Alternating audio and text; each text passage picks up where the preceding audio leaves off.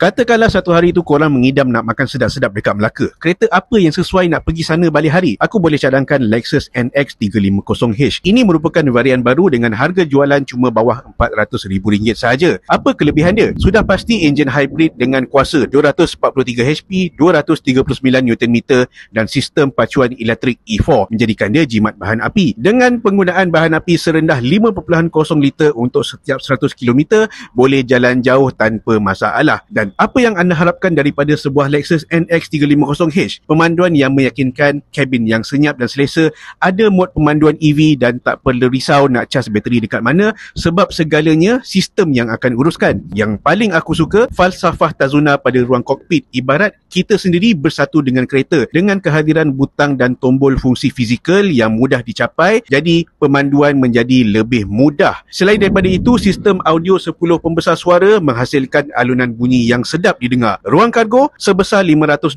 liter atau sehingga 1400 liter. Untuk mereka yang mahukan pengalaman EV tanpa peningkan kepala, pilih je Lexus NX 350H ni. Anda rasa saya ada masa untuk pening kepala?